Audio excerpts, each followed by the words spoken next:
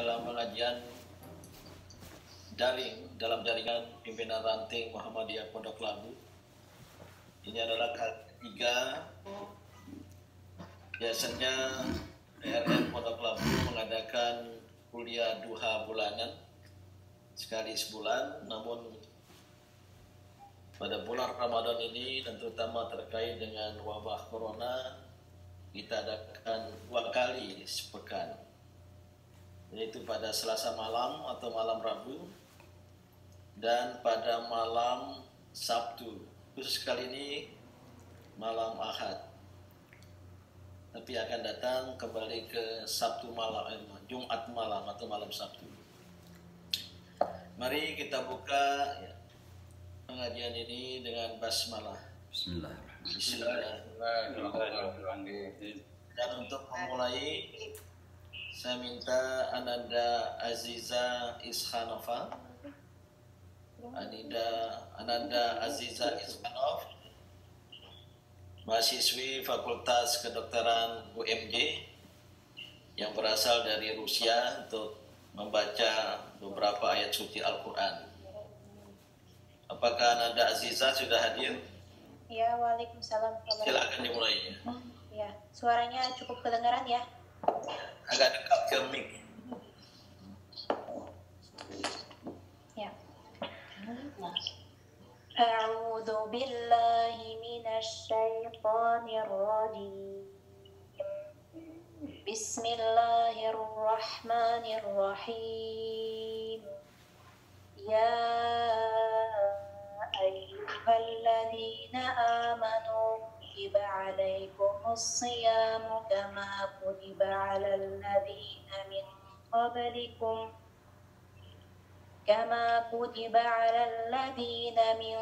qablikum la'allakum tattaqun. Ayyaman ma'dudat. Faman kana minkum maridan aw 'ala safarin fa'iddatun min ayyamin ukhra. وعلى الذين يطيقونه فدية طعام مسكين فمن تطوع خيرا فهو خير له وأن تصوموا خير لكم إن كنتم تعلمون. شهر رمضان الذي أنزل فيه القرآن هدى للناس وبينات من الهدى والفرقان فمن شهد منكم الشهر فليصمه ومن كان مريضا أو على سفر فعدة من أيام أخر يريد الله بكم اليسر ولا يريد بكم العسر ولتكملوا العدة ولتكبروا الله على ما هداكم ولعلكم تشكرون. صدق الله العظيم. Syukran jazilan Ananda Aziza Iskhanov, mahasiswi Fakultas Kedokteran Universitas Muhammadiyah Jakarta yang berasal dari Rusia dan sempat berada setahun di pesantren modern internasional di Manila. Dia menghafal 12 juz Al-Quran.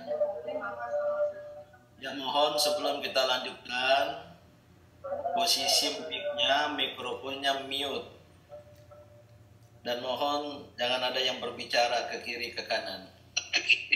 Kadang-kadang masih ada suara masuk, ini namanya kelihatan, dan mohon maaf kalau tidak berdisiplin, daripada mengganggu yang lain nanti saya remove.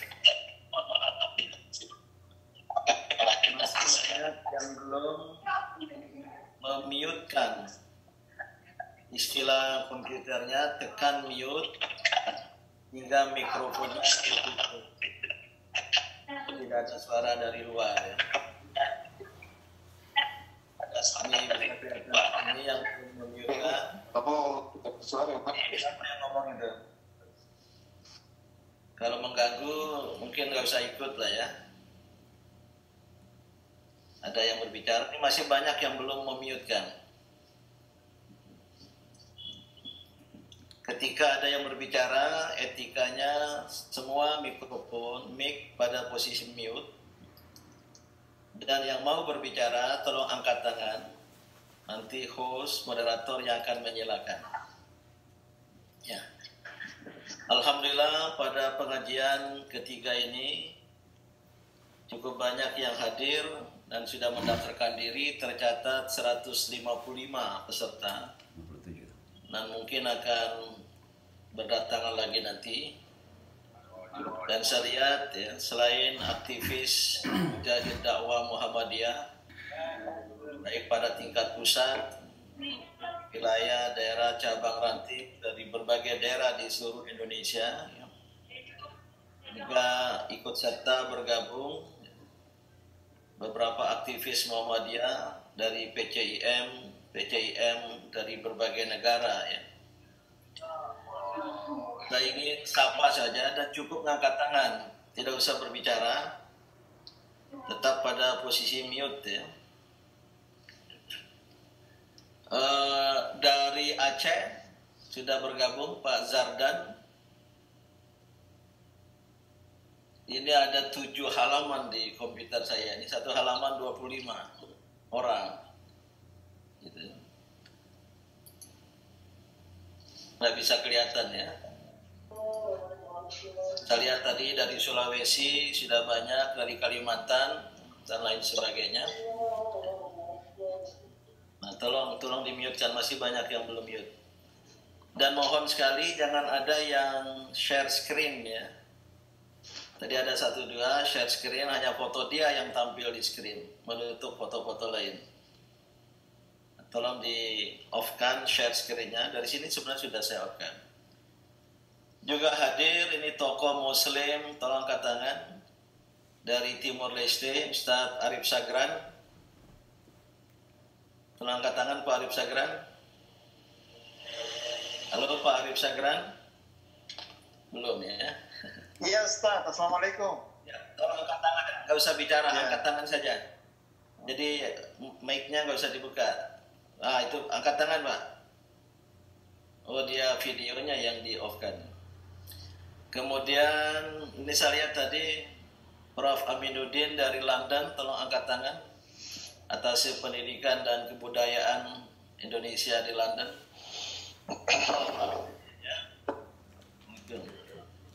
Kemudian juga Pak Imran Hanafi, Ad-Dikbud di Canberra, Australia. Jadi ada Pak Imran Hanafi saya lihat. Ya. Juga beberapa PJ lain yang menyatakan yang bergabung, baik dari Kairo, mungkin sudah masuk Kairo ya. Juga Taiwan, juga Pakistan. Mantap juga ya ceramah yang internasional. Belum sehat. Siapa yang berbicara itu? Ya. Ya, sekarang kita mulai sesuai dengan topik kali ini, yaitu filsafat puasa. Mengapa manusia berpuasa? Karena ayat-ayat Al-Quran dan Al-Hadis terkait ibadah puasa dan ibadah Ramadan sudah sering kita dengar ya.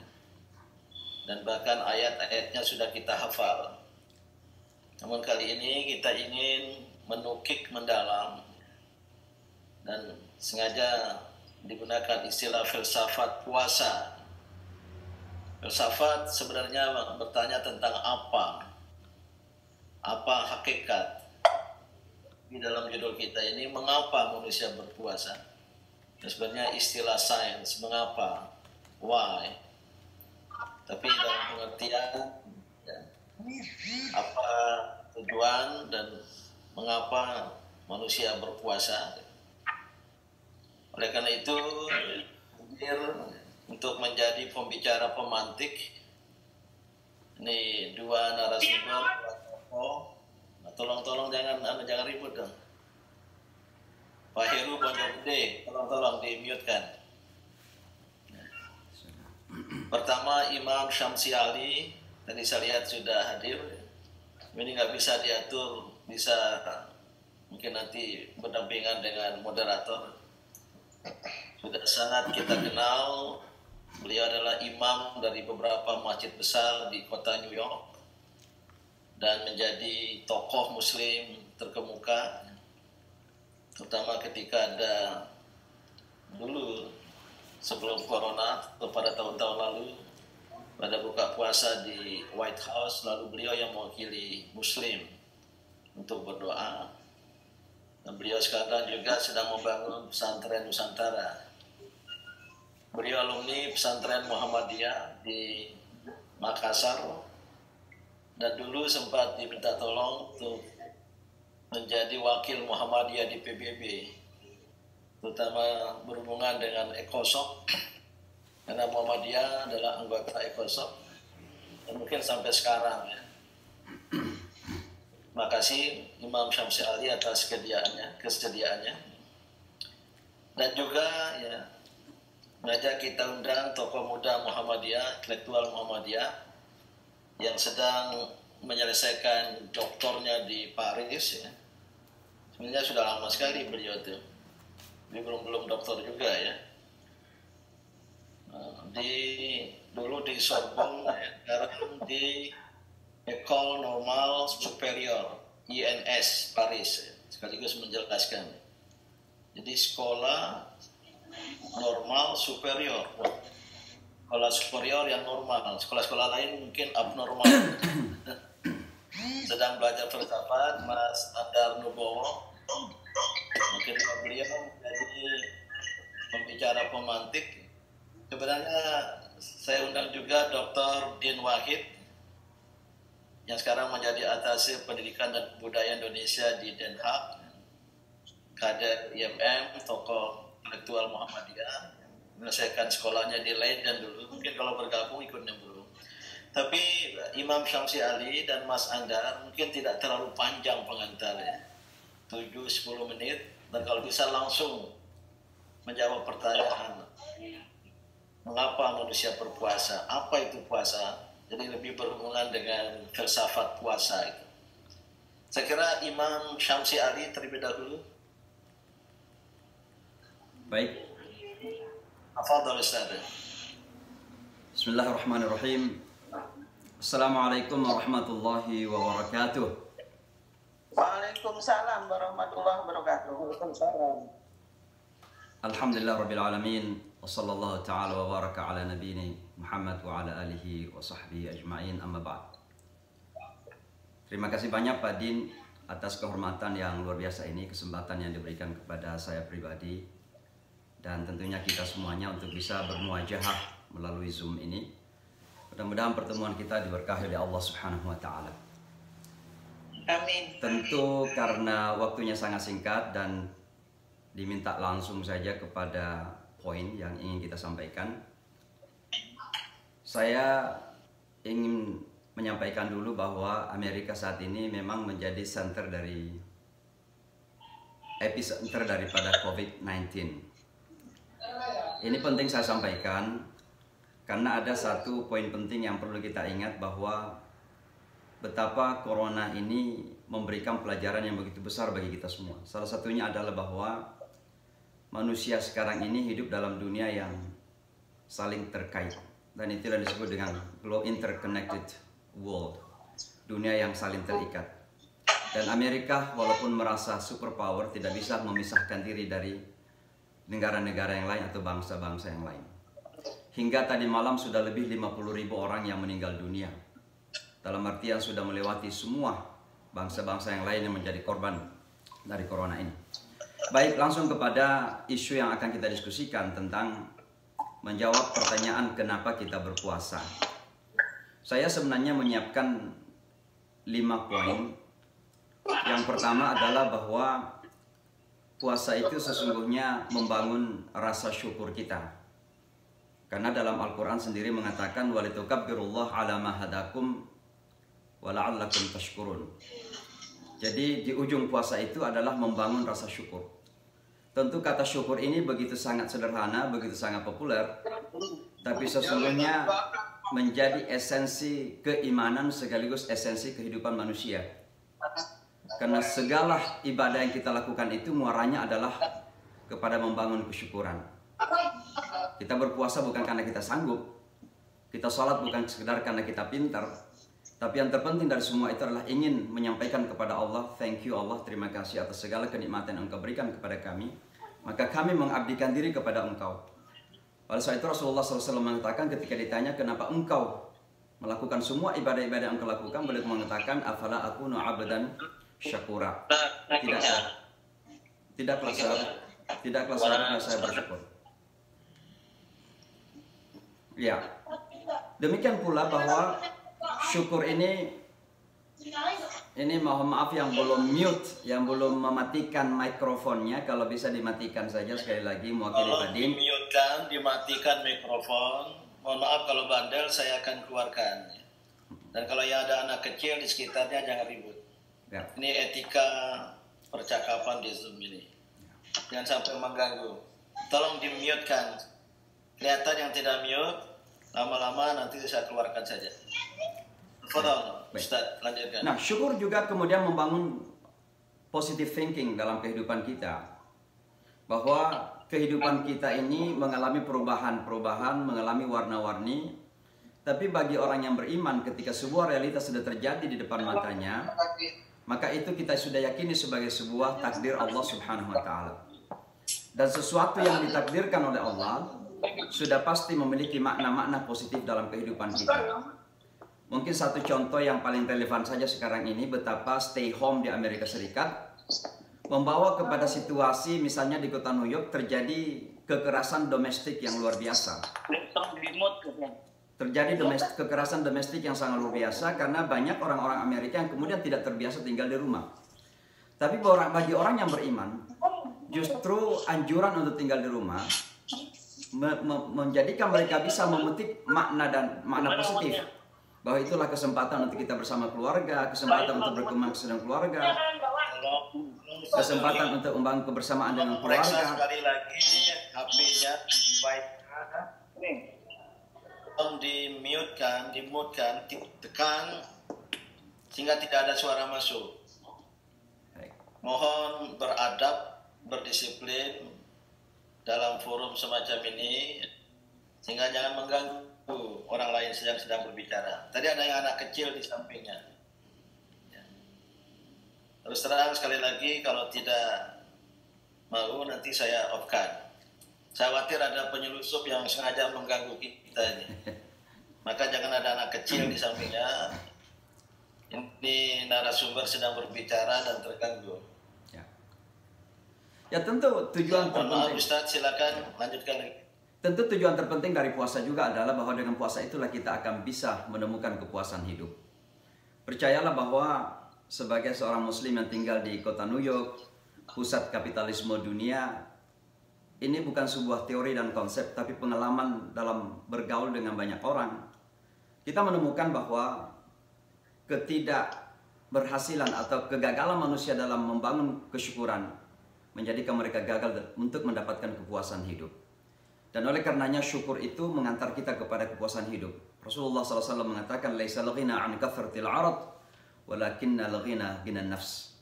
Dan itu adalah proses dalam memahami kenikmatan yang Allah berikan kepada kita dalam kehidupan. Maka itu tujuan pertama dari puasa, membangun rasa syukur kita. Yang kedua adalah bahwa puasa itu membangun mentalitas baja dalam kehidupan kita. Puasa itu adalah sebuah sebuah ibadah yang bersifat personal dan sangat-sangat intimate dengan Allah Subhanahu wa Ta'ala. Dalam hadis dikatakan bahwa kullu amali bani Adam lahu hadits khudsi illa siyam. Semua amalan anak cucu Adam itu baginya kecuali puasa. Fa innahu li wa ana ajzi bih. Puasa itu milikku dan saya langsung memberikan pahalanya. Kok sampai Allah langsung memberikan pahala? Karena puasa adalah sebuah amalan yang bersifat intimate dan pribadi antara seorang hamba dan Allah Subhanahu wa Ta'ala. Di sanalah kemudian puasa secara esensial membangun kedekatan dengan Allah Subhanahu wa Ta'ala. Dan kedekatan inilah yang kemudian menjadikan seorang hamba akan memiliki mentalitas yang sangat kuat. Itulah yang disebut dengan al-urwatul wuthqa. Faman yakfur bit-taghut wa yu'min billah faqad istamsaka bil urwatil wuthqa. Itulah yang dialami oleh Rasulullah sallallahu alaihi wasallam ketika ada dalam gua bersama Abu Bakar dan beliau mengatakan kepada Abu Bakar, la tahzan innallaha ma'ana, jangan khawatir, jangan takut karena Allah bersama kita.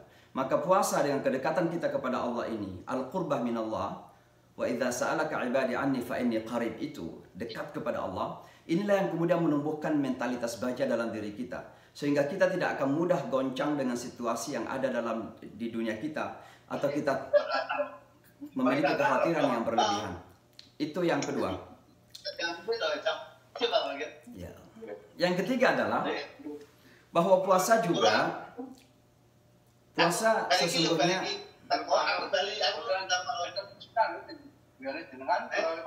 yang berbicara. Yang baru masuk, tolong yang baru masuk jangan ribut. Belum bisa ngecek ini kan banyak halaman. Yang ketiga adalah bahwa puasa ini kemudian membangun nilai solidaritas kemanusiaan yang sejati. Kalau kita jujur, dunia kita sekarang ini semakin edan. Egoisme manusia semakin merajai kehidupannya. Ya tentu didukung oleh konsep-konsep kehidupan yang dipromosikan sebagai nilai universal. Salah satu diantaranya misalnya konsep kehidupan kapitalisme. Dan ini mengantar manusia kepada kehidupan yang begitu rakus, tamak, dan memiliki tendensi egoistik yang sangat tinggi. Perilaku manusia dengan konsep-konsep seperti ini terkadang menjadi lebih jahat dari perilaku hewan. Dan ini bukan bahasa saya, tapi bahasa Al-Quran. Ulaika kal an'am bal hum adall. Maka tentu misalnya sebagai contoh saja, saya tidak ingin terhanyut dalam teori konspirasi. Terjadinya corona, WTC dan sebagainya. Tentu ada keterlibatan tendensi egoistik kemanusiaan itu. Dan oleh sebabnya puasa kemudian menyadarkan kita bahwa manusia adalah makhluk sosial yang harus membangun tenggang rasa, harus membangun rasa solidaritas. Karena bagi kita ada rasa, ada yang disebut dengan rahmah. Makanya antara orang beriman itu hubungannya bukan hubungan kepentingan, tapi ruhama'u bainahum, mereka saling rahmah, mereka saling kasih sayang di antara mereka. Dan oleh karenanya kalau kita berbicara tentang rahmah, maka yang berbicara adalah spiritualitas, nilai dasar dalam jiwa dan hati kita. Maka puasa kemudian menumbuhkan rasa solidaritas kita, karena di saat-saat itu kita merasakan bagaimana perasaan mereka yang tidak berpunya, the have-nots. Bahwa betapa banyak orang yang tidak memiliki apa-apa, sedangkan kue dunia kita sekarang ini dimiliki oleh segelintir manusia. Nah, ketika manusia kehilangan rasa solidaritas ini, sesungguhnya kalau kita kaji lebih jauh, itu karena nilai kemanusiaannya sudah mulai hancur. Dan nilai kemanusiaan itu ada pada fitrah kita. Dan fitrah kita itulah yang kemudian akan menentukan warna daripada kehidupan kita. Itulah sebabnya dalam Al-Quran dikatakan fitratallahi allati fataran nasa 'alaiha la tabdila li khalqillah. Intinya bahwa manusia itu diciptakan berdasarkan kepada fitrah ilahi, kesucian ilahi ini.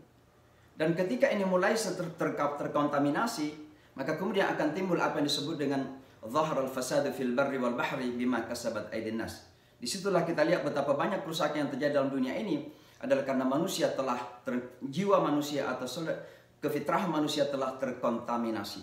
Dan oleh karenanya puasa kemudian mengajarkan kita kembali untuk merajut jiwa kita, untuk memperindah jiwa kita, untuk kembali kepada hati nurani kita, agar kita bisa membangun solidaritas kemanusiaan itu.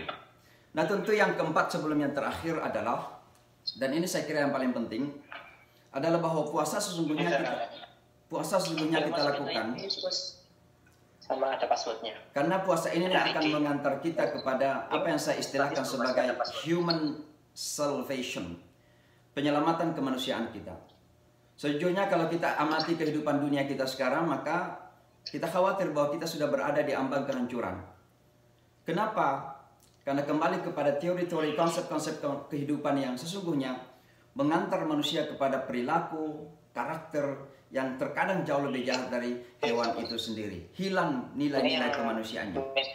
Nah, kalau kita kembali kepada puasa dan kita memeras semua isu yang berkaitan dengan puasa itu, Maka kalau saya ingin mengistilahkan cheese, ya keju daripada puasa itu adalah ada pada satu kata, yaitu imsak. Dan imsak itu artinya menahan, mengekang. Kenapa kata imsak ini menjadi sangat esensial sekali, menjadi sangat mendasar sekali? Karena sekali lagi, kehidupan manusia ini memerlukan imsak, memerlukan kontrol. Ketika manusia tidak terkontrol, maka manusia terkadang menjadi lebih buas daripada hewan itu sendiri. Nah, itulah sebabnya Al-Quran misalnya mengingatkan kepada kita, فَإِذَا جَاءَتِ الطَّامَّةُ الْكُبْرَى. Ketika ragam kehancuran telah tiba, tentu kubra yang terbesar di sini adalah kiamat nanti. Yauma yatadzakkarul insanu ma sa'a. Pada saat itu baru manusia sadar, oh iya, terlalu banyak kesalahan yang kita lakukan. Corona terjadi baru banyak manusia yang sadar, ternyata selama ini terlalu banyak arogansi yang kita lakukan. Lalu apa yang terjadi? Fa amma man tagha wa athara al-hayatad dunya. Maka barang siapa yang melampaui batas, dan di sinilah esensi imsak. Manusia melakukan tughyan dalam ragam aspek kehidupannya karena mereka gagal melakukan imsak dalam kehidupan. Maka daya kontrol diperlukan dalam kehidupan kita sekarang ini. Apalagi dalam dunia yang dibangun di atas konsep-konsep kapitalisme yang membawa kepada kehidupan konsumerisme, hedonisme dan sebagainya, menjadikan manusia kehilangan pegangan. Dan oleh karenanya puasa kemudian datang mengajarkan kepada kita bahwa kita harus mengekang, kita harus memegang, kita harus mengontrol hawa nafsu manusia yang tidak pernah berakhir itu. Dan itulah sebabnya Al-Quran melanjutkan, wa amma man khafa maqama rabbih wa nahan nafsa 'anil hawa fa innal jannata hiyal ma'wa. Kalau kita ingin membangun kehidupan dunia yang merupakan surga-surga miniatur kecil di atas dunia ini, maka kita memerlukan pegangan. Bapak dan Ibu sekalian, tentu ini sesuatu yang sangat penting sekali. Karena Islam harus tampil di garda terdepan untuk menjadi penyelamat kehidupan manusia. Saya kira Islam jangan lagi kita kungkung dalam rumah-rumah ibadah semata. Tapi masanya Islam, dan dalam hal ini adalah para tokoh Islam harus tampil di garda terdepan untuk menampilkan bahwa Islam adalah solusi di dalam menghadapi ragam permasalahan umat manusia. Islam harus menjadi penyelamat dari Thammatul Kubra yang kita hadapi dalam kehidupan dunia sebelum Jahannam yang akan kita hadapi di akhir nanti. Mungkin yang terakhir sekali karena waktu memang adalah bahwa puasa merajut kembali karakter agung kemanusiaan kita, akhlakul karimah kita. Seluruh amalan ritual yang kita lakukan itu, tujuan yang tertinggi selain mencari ridha Allah Subhanahu wa taala adalah membentuk karakter kemanusiaan kita, akhlakul karimah kita. Sebagai muslim yang tinggal di tengah-tengah non-muslim, saya berani mengatakan bahwa metode dakwah yang paling efektif dan yang terpenting yang harus kita emban sekarang ini, dan kita Muhammadiyah adalah dai-dai semuanya, metode dakwah yang terpenting dua saja. Yang pertama adalah kita harus memiliki skill komunikasi yang pas, yang solid. Terkadang para ulama kita, para ustadz kita menyampaikan Islam ini dengan komunikasi yang tidak tepat. Saya selalu mengatakan bahwa kebenaran yang disampaikan dengan komunikasi yang tidak benar akan menghasilkan hasil yang remang-remang, bukan hasil yang jelas atau kebenaran. Dan oleh karenanya diperlukan skill communication atau kemampuan komunikasi yang kuat. Tentu yang paling penting ini adalah bahwa di dalam menyampaikan dakwah diperlukan akhlakul karimah kita. Dan itulah yang dipuji dalam Al-Quran. Rasulullah SAW tidak dipuji karena salatnya, karena puasanya, karena zikirnya. Justru yang dipuji adalah wa innaka la'ala khuluqin azim. Karenanya kalau saja umat Islam 1,6 miliar manusia ini mampu menampilkan akhlakul karimah ini, saya yakin kita bisa menggoncang dunia. Mungkin kita tidak punya bom nuklir untuk menggoncang dunia, tapi dengan akhlakul karimah kita yang hebat itu, maka kita akan bisa menggoncang dan kita bisa akan menyaingi, maka mengalahkan Fox atau CNN misalnya, yang selalu salah menampilkan agama kita yang agung ini. Dan oleh karenanya puasa ini mengajarkan kepada kita untuk membangun karakter kemanusiaan kita. Rubba sha'imin laisa lahu min siyamihi illa al-ju'i wal 'atash.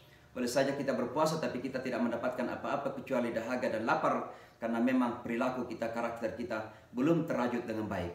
Maka puasa seharusnya merajut karakter kemanusiaan kita. Saya kira ini 5 poin saja yang ingin saya sampaikan karena memang hanya sekitar 7 menit.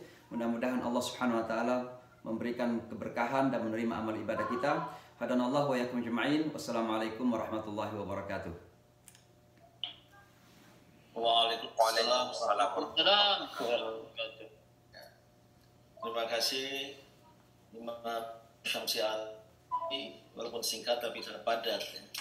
5 poin tadi penuh dengan butir-butir hikmah, baik fitrah kemanusiaan, tughyan, kemudian pembentukan karakter kemanusiaan, dan Islam harus jadi solusi terhadap persoalan peradaban. Sebelum saya lanjutkan ke Mas Andal Nubowo, sekali lagi tolong yang ada suara anak kecil lebih bagus mundur saja. Susah mencari karena halamannya banyak ya. Halamannya banyak, dan saya mohon sediaan Mas Imam, nanti sedang saya cari cara untuk menjadi co-host untuk spesial menangani yang tidak berdisiplin. Tadi ada suara anak kecil, mohon bapak atau ibunya ikut ya, karena mengganggu. Lebih bagus mundur dulu karena mengganggu.